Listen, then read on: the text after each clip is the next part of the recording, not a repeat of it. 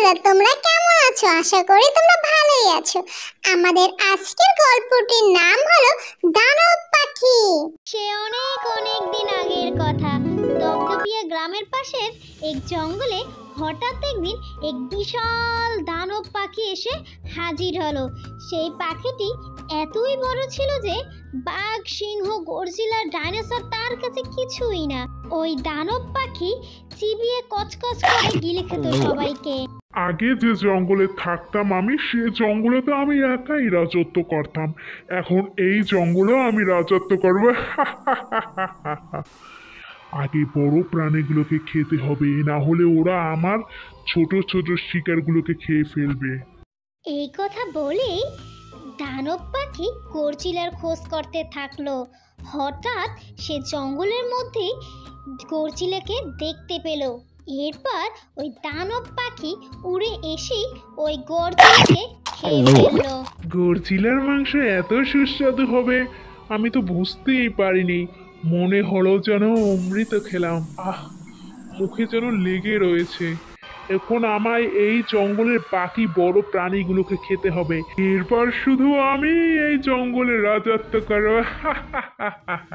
এরপর ওই দানব পাখি তার আস্তানায় উড়ে উড়ে চলে যায়। পরের দিন সকালে দানব কাক ডাইনোসরকে শিকার করার জন্য বের হলো। সে যেতে যেতে হঠাৎই তার চোখে পড়ল একটি গুহা, আর ওই গুহার সামনে ছিল ডাইনোসর দাঁড়ানো। দানব পাখি যখনই ডাইনোসরকে ধরবে, ঠিক তখনই ডাইনোসর গুহার ভিতরে লুকিয়ে পড়ে। গুহাটি খুবই ছোট ছিল, তাই ওই দিনের মতো ওই দানব পাখির হাত থেকে রক্ষা পায় ডাইনোসর, কারণ অত ছোট গুহায় দানব পাখি ঢুকতে পারেনি। এদিকে দানব পাখি ডাইনোসরকে না পেয়ে বাঘকে খুঁজতে লাগলো, আর অন্যদিকে বাঘ তার গুহার সামনে বসে রেডিওতে গান শুনছিল আর নাচছিল।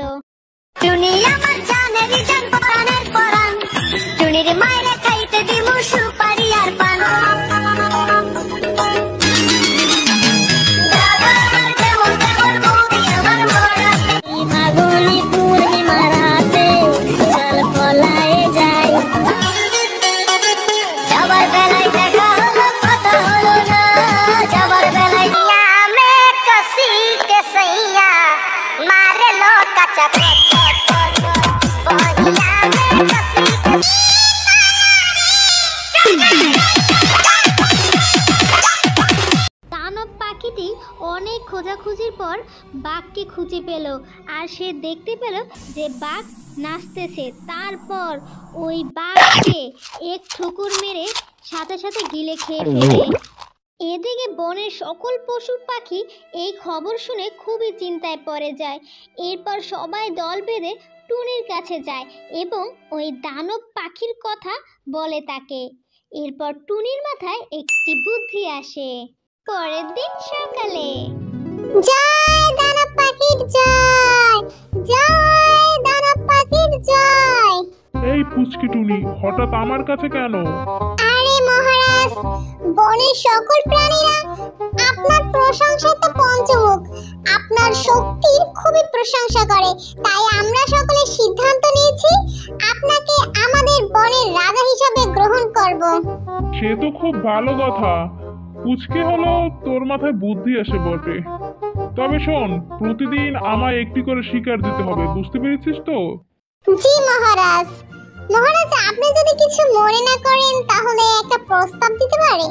আচ্ছা বল, তাহলে একটু শুনে দেখি কি এমন প্রস্তাব। মহারাজ, আপনার জন্য নিজ হাতে আমরা বনের সকল প্রাণীরা মিষ্টি বানিয়েছি, আর আপনাকে মিষ্টি মুখ করাতে চাই এই খুশির দিনে। যদি আপনি একটু অনুমতি দিতেন। যখনই দানব পাখিটি মুখে মিষ্টি নেয়, সে সাথে সাথেই ওখানেই মারা যায়। ওই দানব পাখিটি কেন মারা গেছে তা কি তোমরা বুঝতে পেরেছো? আর না বুঝলেও সমস্যা নাই, আমি তোমাদের বুঝিয়ে দিচ্ছি। সেটার কারণ হলো ওই বুদ্ধিমতী টুনি সাধু বাবার কাছ থেকে পবিত্র জল এনেছিল, আর সেই জল ওই মিষ্টিতে মিশিয়েছিল। তাই তো ওই দানব পাখিটি খাওয়ার সাথে সাথেই মারা যায়, কারণ সে ছিল অপবিত্র। বুঝতে পেরেছো তো তোমরা? ছোট বন্ধুরা, আমাদের আজকের গল্পটি কেমন হয়েছে তা জানাতে হলে অবশ্যই একটি কমেন্ট করে যেও। আর হ্যাঁ, চ্যানেলটি সাবস্ক্রাইব এবং লাইক করতে কিন্তু ভুলো না। তোমরা যদি একটা লাইক করো তাহলে আমরা আরো অনুপ্রাণিত হই। পরের ভিডিওটা দেখার জন্য অনুরোধ রইল। আল্লাহ হাফেজ।